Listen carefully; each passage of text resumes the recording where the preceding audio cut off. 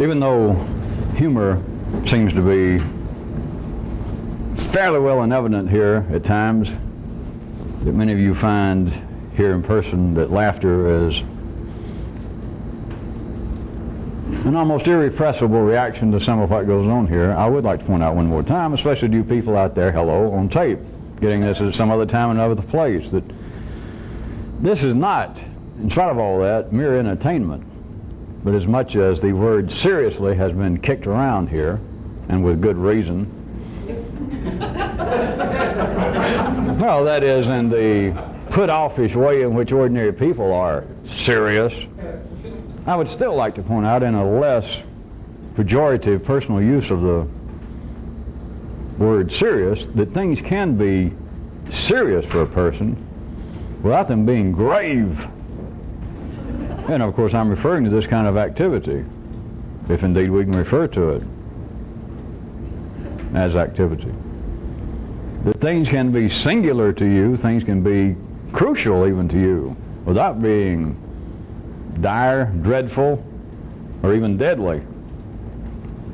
So, you might keep that in mind, because it's not all, of course, humorous here. And speaking of that, we should, or I would recommend that everyone try and apply themselves as much as possible for the rest of this year, because maybe some of you do not know, but coming up the first week in January of next year, as 1990, is one of those years that only arrive about every 8 years, and that is that the birthdays of William James and Wagner fall on the same day.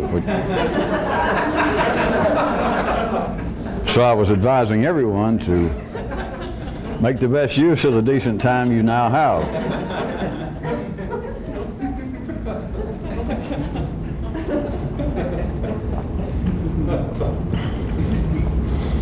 Something I hit in passing the last 2 times that we were taping was this, and I'm going to hit it more head on, was the terms, the words, and then people's ordinary perception of success and failure are as relative, unsatisfying as all other words are back at the old city level.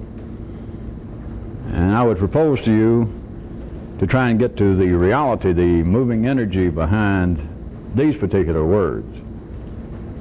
It would be more apropos and perhaps more beneficial if you thought of, instead of success and failure along any lines, if you thought of works in progress or work in progress and completion. If I must, I don't really want to literally, but you may look upon what I'm inferring as success and failure to be synonymous with what I'm saying is works in progress and completion.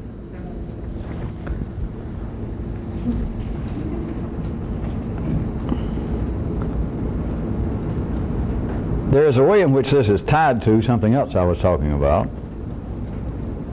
That is the way in which men are generally, in this part of the world, in our day and time, are wired up to want to think improvisationally. It is further tied, a little more specifically, to a very old, inexplicable to ordinary intelligence, unobtainable to ordinary efforts, notions such as, I want to be free. I want to let it all hang out. What I wish I could do is do exactly, say exactly, and do exactly what I want to, and not give a good damn what anybody else thinks. Now, all of that, I suggest to you, comes from the same general area of energy production in life, and it gets turned into apparent temporary matter through words and descriptions that would appear to be somewhat at variance. That is, the concepts, the verbal concepts of success and failure, the unrecognized way in which men are generally wired up to want to think improvisationally, and this kind of misunderstood, built-in phenomenon in humanity, that the more intelligently you are centered, the higher your nervous system has been life produced to be activated, the brainier you are, not educated, but the more you're run by the high talking end of the nervous system, the more you are inclined to think, even to say, that what you want is freedom. It is manifested all the way from what would appear to be, of course, what is the visible political arena back in the city, back in the old world. Notions of freedom. If you look now, we're still living at a time that on this planet, I keep saying that all men are now verbal and all men have an intellect going, but you still must understand by now that there is a kind of non-linear, parallel reality is going on, not in some science fiction sense, but the continuation of what seems to be time is still going on. That is, even though I could say that everybody on this planet now, just for instance, let me say that everybody on this planet now has a language. Everybody on this planet, every single individual is speaking, has a language, and therefore everyone has their nervous system activated up to the point physiologically referred to as the human brain. But withal, there are non-verbal, primitive, crude, feral savages within everyone. It is not necessary that ordinary intelligence, ordinary people have any awareness of this, but it's there.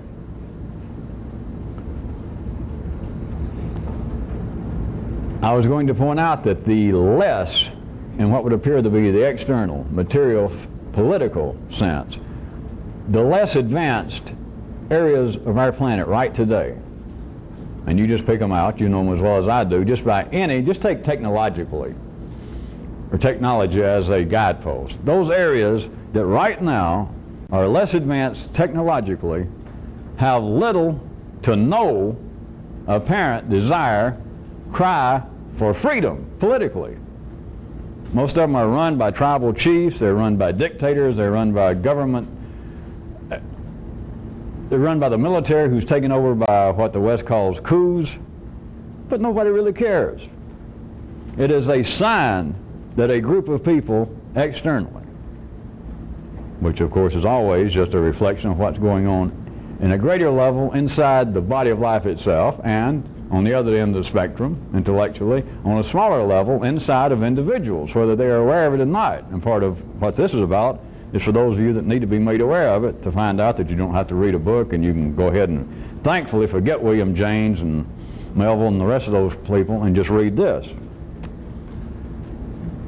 It is only as the nervous system begins to expand to the point that this becomes the focal point of some group of people, which is what I'm referring to as a tribe, a state, a nation. It is only then that they collectively, some large number of them, begin to cry out about freedom. Then the political system begins to change. Maybe not overnight, but it begins to change. What is involved with this cry on the energy level that's going through the human nervous system about, I would like to be free? I say it's inexplicable and I say it's unobtainable because ordinary people, quite ordinary people, will talk about, I want to be free. All the way from the local butcher, ditch digger down to bar and have a few drinks and be watching TV or just something spur him, and he'll, boy, I couldn't live in China, I couldn't live in Russia, I got to have my freedom, I got to be free. In fact, I wish I was more free. And if you were staying there and didn't have anything else better to do with your nose, you might say, well, aren't you as free? I mean, we live in America, it's the freest country in the world. Yeah, but you're not really free. Nobody's really free in life. I mean, there's something inside of me that wants to come out. Well, what is it? Well, I don't know. But there's something in me that I can't let come out. Why not? Well, I'm not sure. I mean, I just wish so I could walk down the street and just, take off my clothes, swing my pecker out of my pants, or scream out insanities, obscenities. I wish I could just do that and not care. Well, why don't you? Why don't you go ahead and do it? I don't know. It is indeed inexplicable because the desire is there. We're not making fun because all of you, and I'm sure the kind of people that get interested in this, all of you have been through many bouts of, boy, I wish I could have just stood up a while ago an hour ago when I was at the meeting and just said, hey, all of you people are nuts, or count me out. And I couldn't. I wish I could. It seems important now that I think about it. Because then if you ask yourself, well, why didn't you? All you can do is come up with the same kind of canned answers that life furnishes through the dialogue of everyone. You just say things, well, I don't know, I guess I'm worried about my social position, or I was afraid I'd be laughed at. What is going on that life drives through the human nervous system as the nervous system individually and collectively evolves? The more it evolves, the higher it gets up in here, the more people begin to talk about, to think about ideas of freedom all the way from political, as they would call it, to the individual level. Like, I wish I could just stand up at any given time. I wish I could be on the street and somebody go by that was real ugly and me just say, boy, you sure are ugly. Or if somebody say, how do you like my new dress? Say, it sucks. What do you think of me? Never did like you. I wish I could do that. Why does life make men think that and then make men say, well, I can't do it? But if you question them, or if they tried to question themselves, which they're not equipped to do, they're not wired up to do that, but if they ask themselves, well, exactly what is it? I know I got answers that just seem to trip off of my tongue, that is, the dialogue furnishes them already, that I say, well, why don't I stand up when I'm at the meeting over there with my political club, or my church, or my family reunions, when people say, why don't we do so-and-so? Does everybody agree? And most people go, yeah, yeah, yeah, and I never say anything. Why don't I stand up and say, I don't agree? Why don't I just do that? If the intellect operated in the way in which even old country, the old world dictionary says it should, then would you not think that a man ordinarily referred to, or a woman in the ordinary world that passes for being intellectual, insightful, a psychologist perhaps, especially perhaps, would go, wait a minute. Now I know it sounds right for me to say, why don't I stand up and say I disagree when I would seem to be in the minority? Why don't I stand up and do that? Because I counsel other people. I get paid $150 an hour in my practice, and I tell other people, or at least I insinuate, I try to push them and nudge them to the point that they will, for instance, tell their mother, I've always had a grudge against you, because I encourage if they would let themselves be themselves, they would feel better. So why can't I do it? What do I care? I'm more educated than everybody in this church or this temple where I go. When they're going to take a vote on something and I disagree and I know I'll be in the minority, why don't I stand up and say, no. I'm the guy that insinuates to other people. In my book, I state outright that you should do that. And I don't do it. It's ridiculous. Some people may laugh at me. What the hell do I care? I make more than all of them put together. I'm better educated. I don't socialize with them. What do I care that a few of them are going to go, I'll sit down, shut up. Or if they laugh, what do I care? The ordinary intellect is not wired up to do that. We're back to the question of TWE, T-W-E, to what ends has life arranged things in the intellect of man that these are the normal perceptions, these are the normal dichotomous setups, and no one ever gets to the punchline. That is, I say I want to be free, and I feel like the thing's holding me back, but if I look at it, there's nothing holding me back. Or there's not enough holding me back, if I look at it that way, that the price I would pay would not seem to be enough that it should keep me, being as intellectual and insightful as I am, from actually doing these things that I say would represent freedom to me. What the hell am I doing? Nobody does that. And of course, I'm not preaching that. Of course, I go out and preach that all I want to. I might as well be hollering the Martians are coming. That is not the way life is arranged. But there is a reason for this. There is a reason, because the nervous system is driven. The higher it goes, the more enriched it becomes, is this feeling that I want to get away from a script. I do not want to play in the Lester Lennon or the Lawrence Welk Orchestra all my life. You know, it's a living, the paid, the money is on time, it's steady. I'm a respected member of the community, as far as a musician would go, but boy, God, I wish Don Cherry would come through town and need a second bass player. I wish I could join in with some freestyle musical movement. It is representing right around the spherical corner from where humanity is in life's own nervous system, I'm suggesting to you, hinting to you, of what life is up to. And even though there are some who say that in the world of economic reality that such things as the erstwhile Republican theory of the trickle-down idea of economics, in some quarters that is given very short shift. I would suggest to you that in the life of life, there is a reality to the trickle-down theory. Everything we're getting is trickled down. Everything we got is used. Everything we got represents something that life has already done. And of course, what life's done includes what life has talked about and thought about.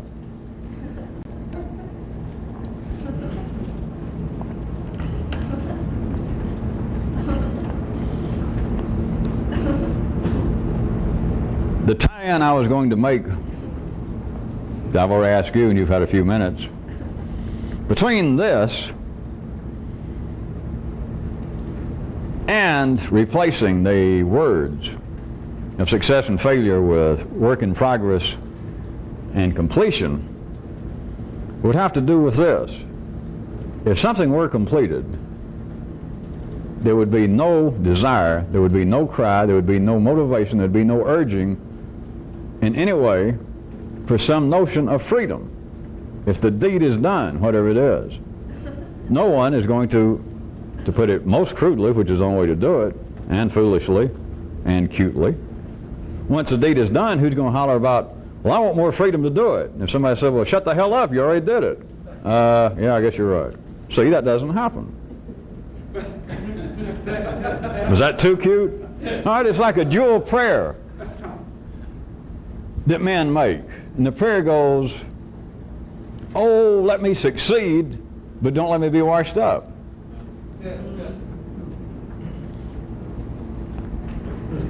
At the level of secondary activities, even when someone apparently has achieved some goal, it still has a sensation of a kind of failure. Now, nobody says that. Nobody that passes from middle of the bell curve sane. Nobody would say that. But now everyone's aware of this. Everyone's aware of a kind of letdown when you succeeded with something. That you actually succeeded. And damn, not knowing anything about electronics, I took this damn tuner, this stereo apart, and I fooled around, almost killed myself, poked here and there, found a loose... I fixed it. Or I decided to build a deck. And I don't know one end of a hammer from Handy Andy's sister-in-law. And it took me 6 months. It only cost me $37,000 and 2 fingers, but I got it built. And you go, wow!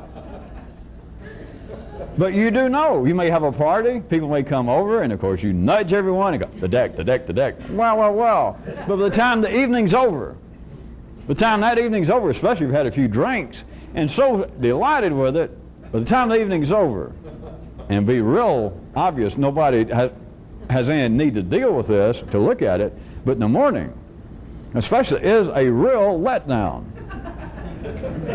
But you succeeded. That is, you completed some goal. It is no longer a work in progress.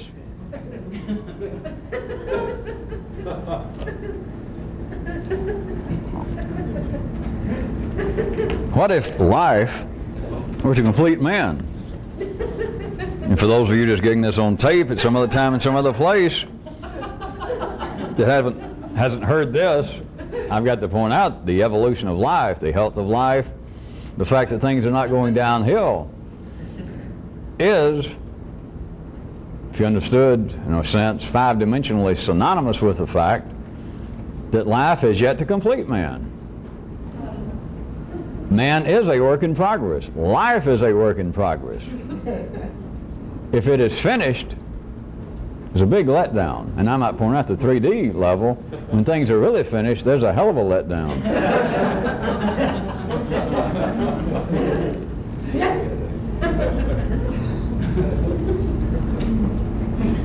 At the general overall level, let me point this out.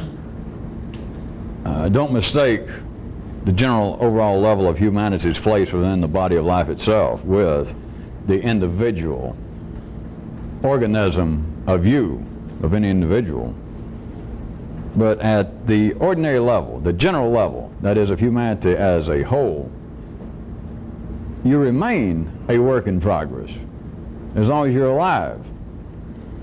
Notwithstanding the fact that from a certain three-dimensional, from a visible view, you do begin to physically, as they call it, decay. But as long as you are actually breathing, as long as you are accepting, transforming, and transmitting energy, that is, you're alive, you are, along with everyone else alive, you are a work in progress. But that is more akin to the primary level. At the secondary level is another story. Intellectually, do people stay as a work in progress? Could you make any observable, valid affirmation of that based upon your experience thus far in life? You, Uncle Ed, Aunt Elmer, life in general?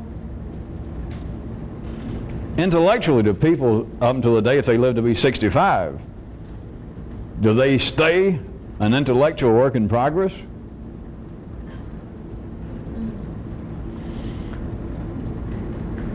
A real explorer could only crank up, support, continue to feed the new intelligence, the areas of the brain that you might get operational beyond life's immediate needs. You can only do that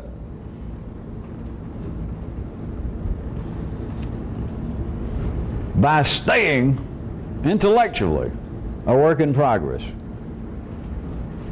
All of you, I'll assume by now, also know that you have got to do all that is pertinent, all that is possible in other areas, as it's ordinarily thought of, is to do that which is decent, pertinent for your so-called physical well-being, exercise, etc.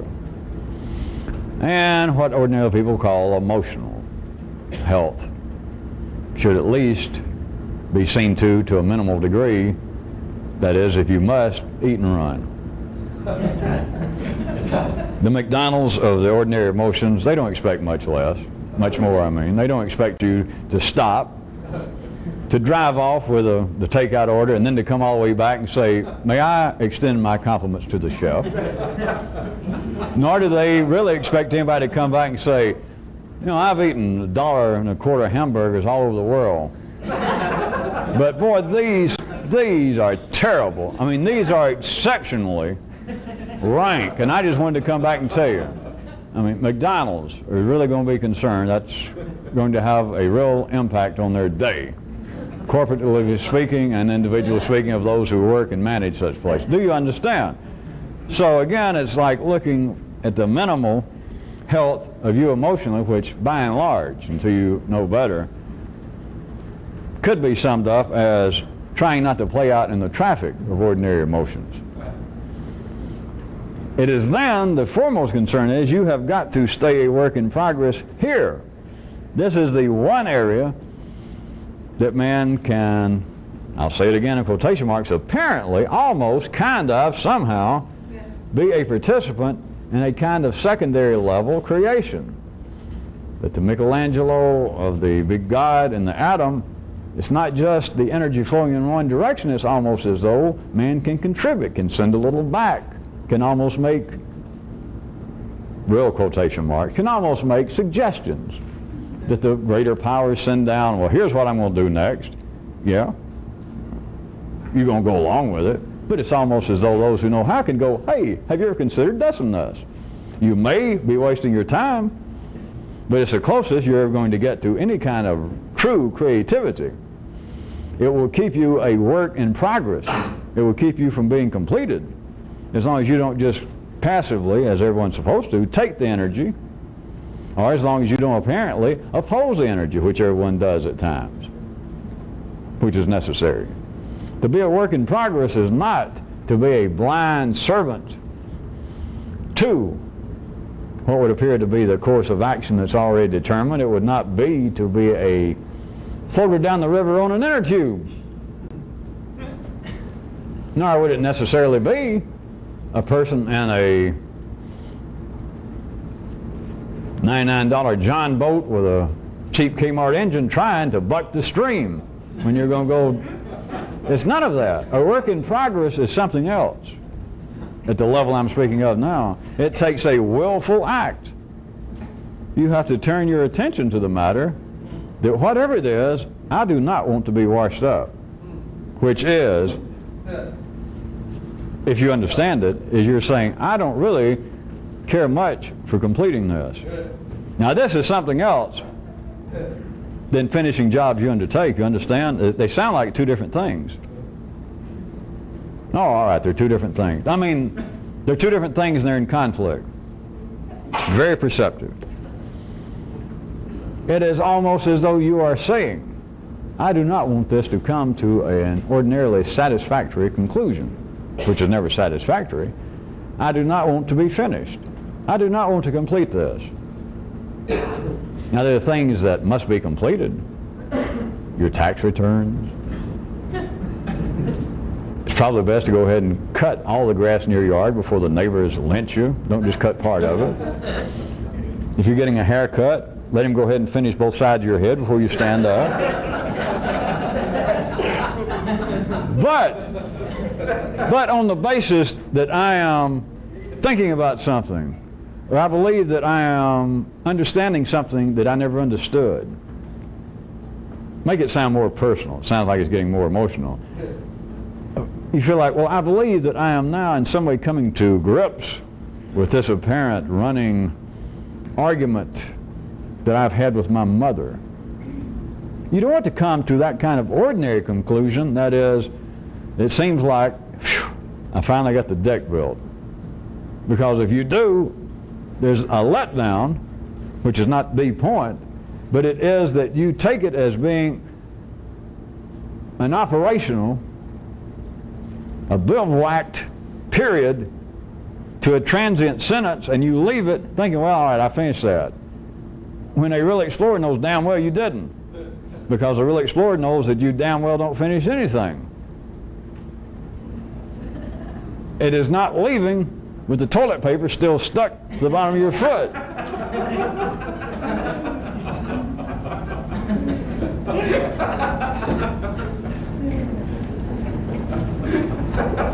If you do have to leave the bathroom, come clean.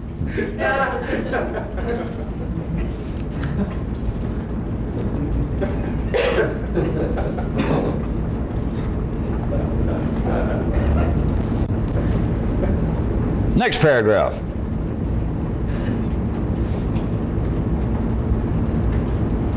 How about another law? Every man's a shill for himself.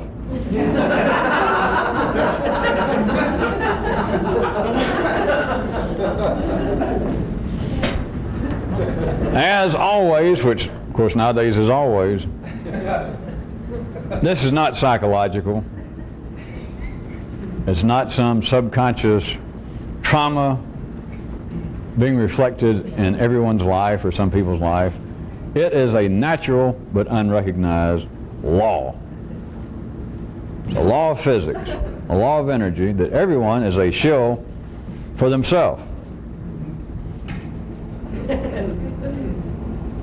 Everyone is a shill for themselves. Here comes the expansion of it, via the dialogue.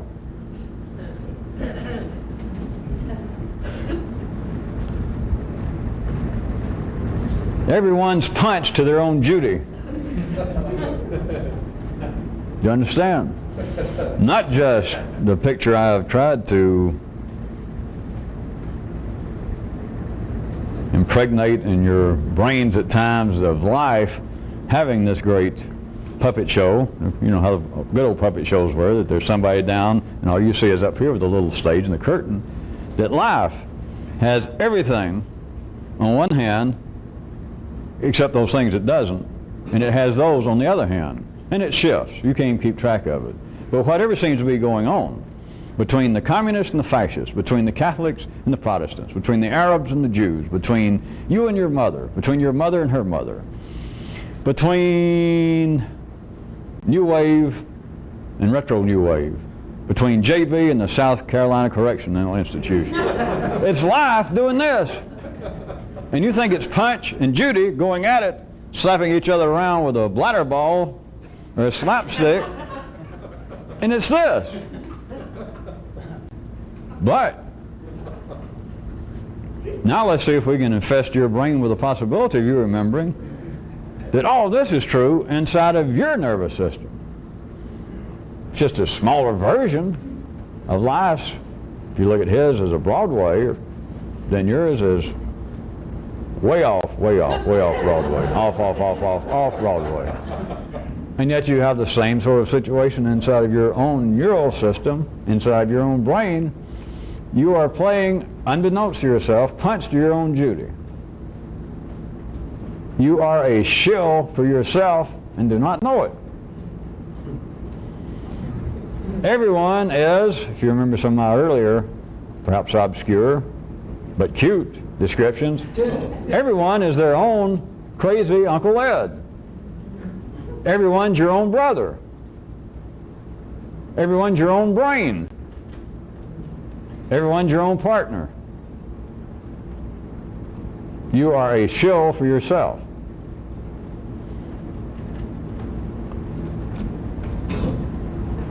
There was a decent amount of that kind of laughing reaction when I first said it, that I didn't stop and try and describe what shill was or define it or to try to show how this could be, because on the surface you would think, well, that's as foolish as almost any other thing I talk about, to say that everybody's a shill for themselves. It doesn't seem possible. If it was possible, why? To what end? Listen, I don't have to describe them all, I just make them up. Everyone's a shill for themselves via the dialogue.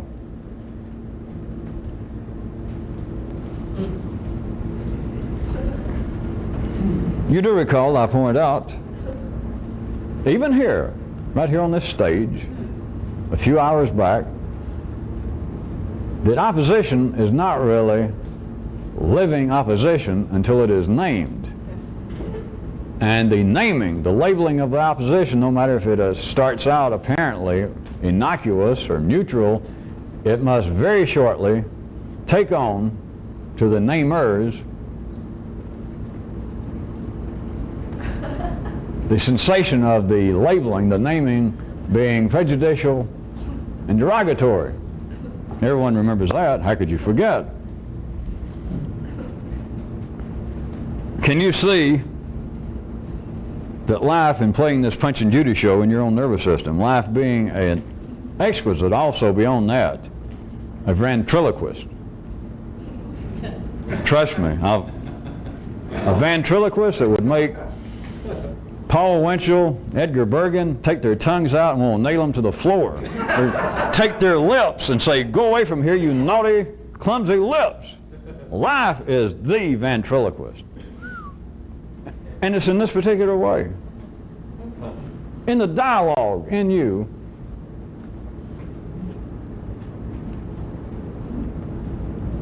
life has made you accept at any particular time, the voices, the other voices coming through you.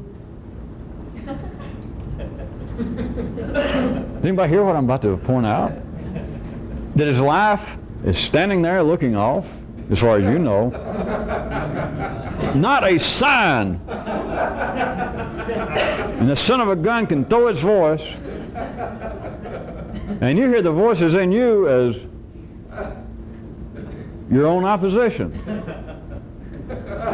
That this is something separate. I'm Judy.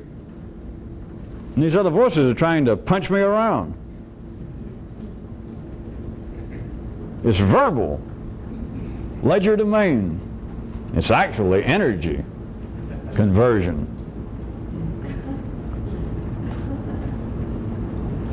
The dialogue makes people, now it comes out psychologically in our day and age, and it came out in the same muddled manner, but it came out 2,500 years ago in the West. It came out in the kind of progression of the belief that the behavior of men were driven by gods, and in this kind of verbal progression that seem to go from men's behavior is governed by God's to it's governed by man's ignorance, it's governed by man's greed.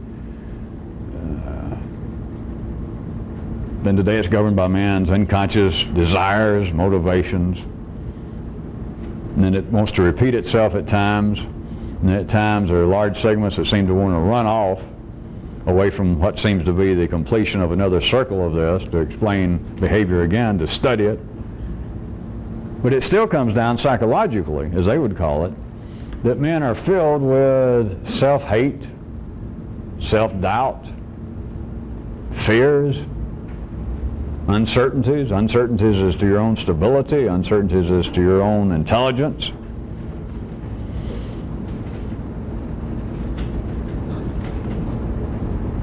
It is a matter of ventriloquism. It is a matter that you are being forced to be a shill for yourself. That there you are, an extreme material example of a shill. There you are playing blackjack. You apparently are being literally influenced in the so-called results by someone else at the table. But now the person's not a shill for the casino. You're being a shill for you. That people end up betting against themselves.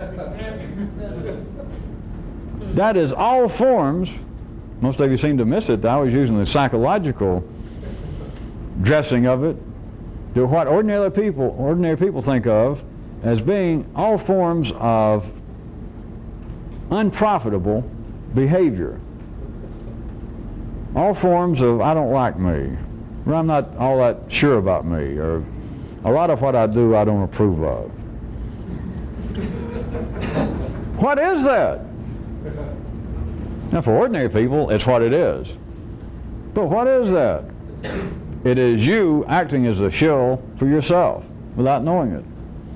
It is you having two lines of energy up your own knickers, and it's you playing. Well, I tried, and over here it says, yeah, but you knew that you wouldn't do it.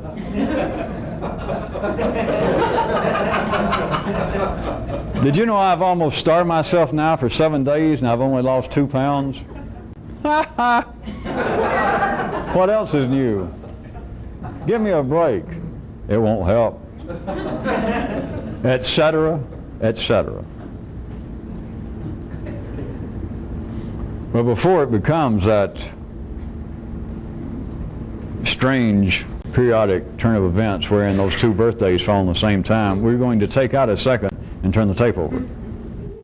A specific area in this neighborhood of life being a ventriloquist, there's a particular manifestation that goes like this.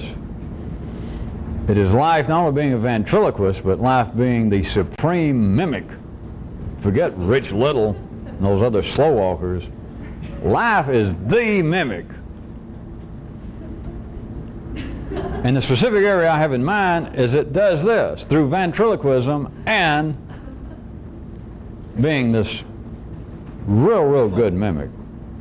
It does this. It takes certain voices and it imitates something else. And the one I have in mind are the general areas, not just one, but the voices, and they're all related, of fear, ignorance, complacency. They're all cousins. Of course, they're all the same thing, but it mimics in such a way that these voices very often throughout history, right until today, pass off as, are you ready, the voice of experience. And nobody recognizes that, hey, this is a cheap, well, it's not a cheap imitation, that's a figure of speech. Who am I to say that life is cheap? Unless you've ever seen a brown serge suit that only costs $12. But The voice of experience, as it's taken, says such things as, you can't do that. But it says it not on some theoretical basis. It's a statement that comes through you. You hear it quite clearly that it is a foregone conclusion. It's dangerous to think about those things in that manner. There's no need to try. Is that the voice of experience? We're not talking now, I repeat, some theoretical. The voice of experience, if it's to be useful, ordinary people would say back in the old country, what is it? Well, it's someone who's been through it. I mean, it's one thing to try and blow smoke up the dress of Isabel and Ferdinand, which, don't ask me what he was doing in a dress. But about going to sail off and the world's round and you can go east by sailing west. That's one thing. But now how about some of these people that several years ago tried to sail out? And some of them came swimming back, clinging to an old blow-up doll. Almost ask them what's going to happen if you go sailing west, and they're going to say, don't try it. You'll regret it. It can't be done. That's what people accept as the voice of experience, right? We're not talking about theoretically. The voice of experience, you can hear it, you know. You say, I'm going to try so-and-so. The voice of experience says, don't even bother. Well, you can't do that. And you hear it. That this is a man saying on the basis that, I sailed off and I almost didn't get back. Most of our crew was drowned. The voice of experience, I'm telling you, is a supreme act of mimecy. It is life throwing its voice. It is life being able to mimic anybody, anything, and what is no more, their energies, necessary energies in that tripartite, more complex dance that keeps things moving. But as it comes out dressed in words and turns energy temporarily into matter, that's what I'm referring to. They are actually voices of fear. It is the voice of ignorance. That is, you're as smart as you can be in the old country. It is the voice of complacency. That, don't laugh. I got this double knit polyester leisure suit. I am what I am. I was born a Republican, I'll die a Republican. I was born in Indiana, and I wouldn't move anywhere else. And I don't like anything that's happened since 1956.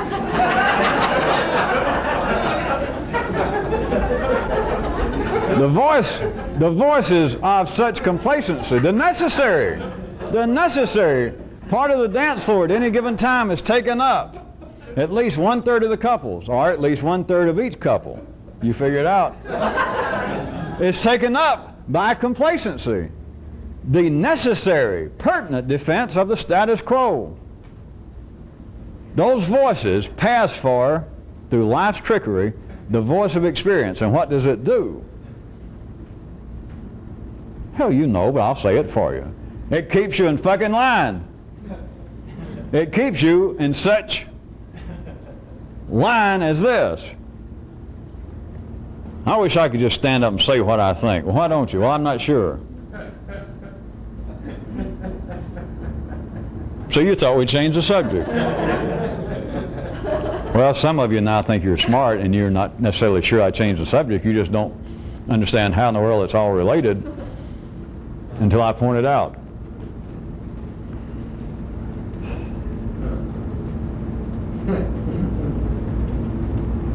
Well, listen, kids, everybody remember that life can mimic anybody.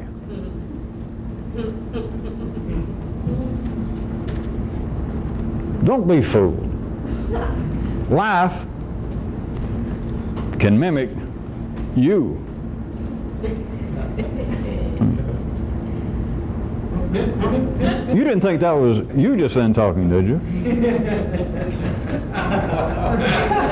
Oh. Oh, no. All this time you've been thinking that was you? Oh. I wonder did I finally go too far? It can mimic anybody. But anytime you say anybody, even if you people tried your best to assume that, well, what you say has some validity, even if I never thought about it. But when you say things like anybody, has any of you ever noticed that ordinary intelligence, if that's all you're listening with, nobody ever includes themselves in everybody or anybody? You'd even be more likely if it just said, well, sometimes some people do.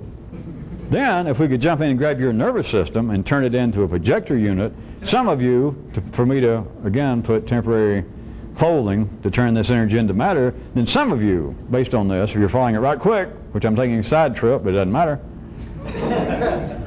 could say, all right, when somebody makes a statement, or let's say when you hear it from up here, that I say something like that, well, some people some of the time do so-and-so, and I say something pretty strange, unexpected, you might, your nervous system might project up that, well, yeah, that could include me, as long as it's some people, sometimes.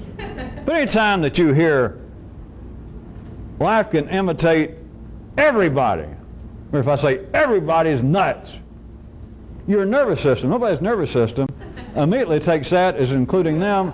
Sometimes it's just, well, you might even go, yeah. But then if we could project your nervous system, what you did was say, yeah, but you left out one person on this planet. You didn't mean to. You didn't think about it. You wasn't being a smart ass. You were just being ordinary. You left out one person in your agreement, and that was you. Because if it's everybody, no. It never strikes one as, well, that includes me. If it's some people, some of the time, it could include me. But for me to say that life can imitate everybody, and you go, well, I see what you mean. No, you don't, because you left you out. Because you thought it was you going, well, yeah, I can see what you mean. It did it again. You thought, yeah. And you thought that was you? Oh, well, Jesus. God, I hope I didn't ruin your night.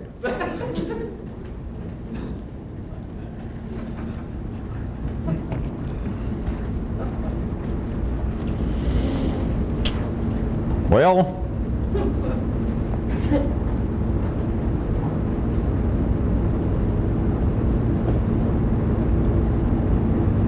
I think that'll wrap it up for the night. Because then everyone can go out, those of you who can remember it, and rather than me trying to entertain you any further, is realize, now I don't mean this in a pejorative sense, because there are no exceptions, all of us were born into it, but to begin to realize that unbeknownst to you and everyone else, we have all been, do you recall, Charlie McCarthy, Mortimer Snerd, if you remember him, if not, Jerry Mahoney, and you've been sitting on the knee, not of Edgar Bergen or Paul Winchell. No. Those people come and go. You've been sitting on the knee of the big guy.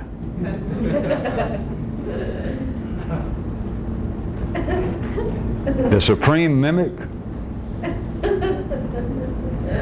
the sans pareil ventriloquist, the world's greatest verbal distractor.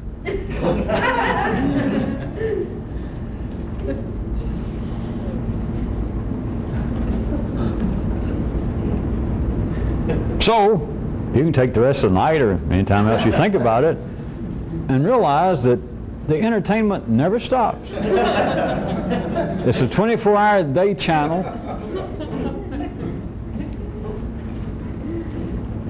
Doesn't cost any more than you're already paying. Well, to tell you the truth, I had a personal reason I was going ahead and stop now. I really got sort of concerned, if not depressed, just 2 minutes ago, because when I looked around, when I told you that, you mean all this time some of you thought that was you talking?